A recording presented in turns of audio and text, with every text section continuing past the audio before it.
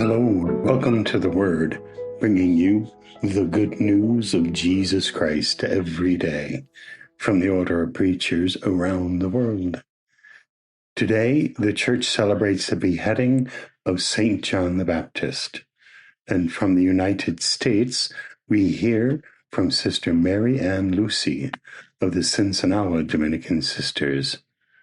Sister Mary Ann has served as a missionary in Bolivia, a bilingual pastoral minister, and a licensed professional counselor, and she currently lives in Muskego, Wisconsin.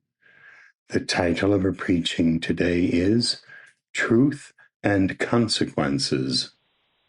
The Gospel of St. Mark, chapter 6, verses 17 to 29.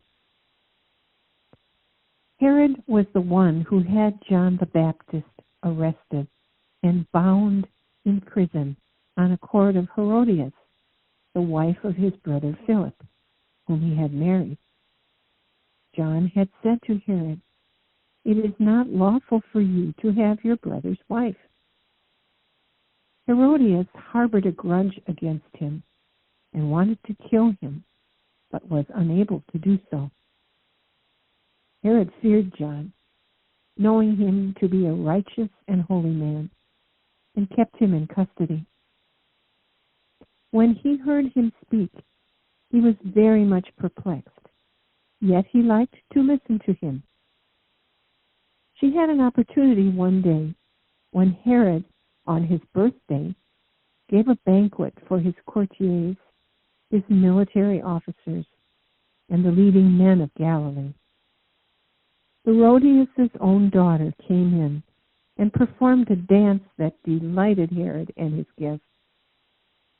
The king said to the girl, "Ask of me whatever you wish, and I will grant it to you." He even swore many things to her.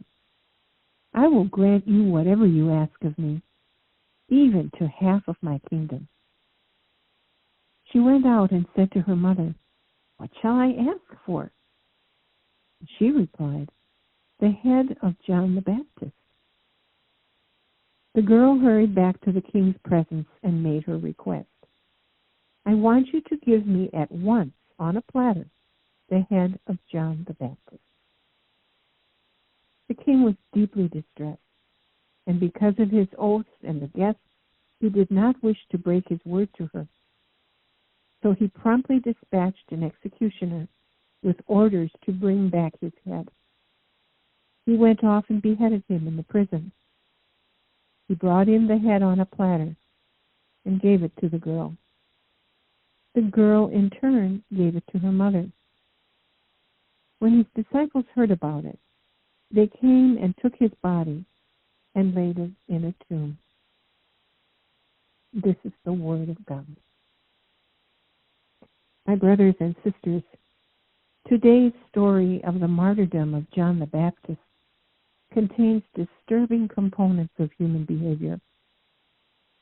A birthday celebration for Herod Antipas, the great tetrarch of Galilee and Perea, filled with elites, courtiers, military officers, and leading men of Galilee, who feast and drink without limits, while nearby, bound in jail, John the Baptist is held without attention to his needs.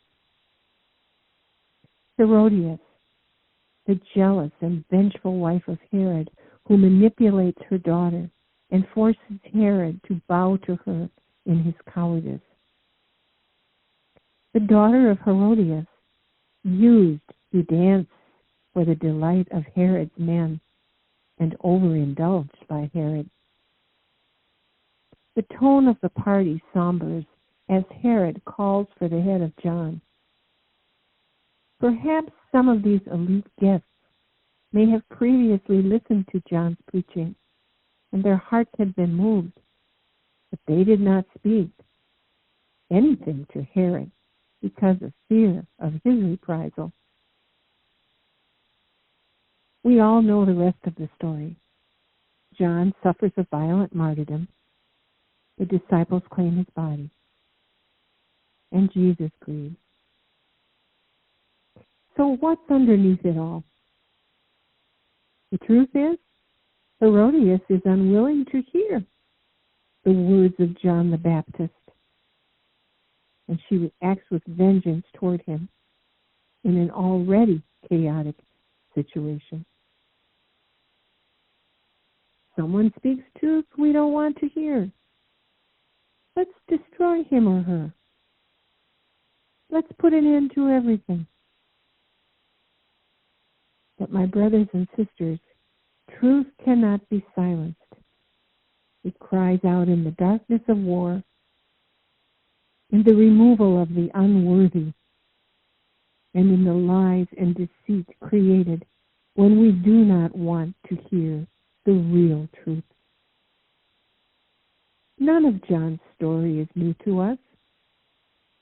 It just assumes new forms and new locations. This is precisely why truth must continue to stand up and shed light in the darkness with clarity and courage, despite the consequences. May God bless us today and always.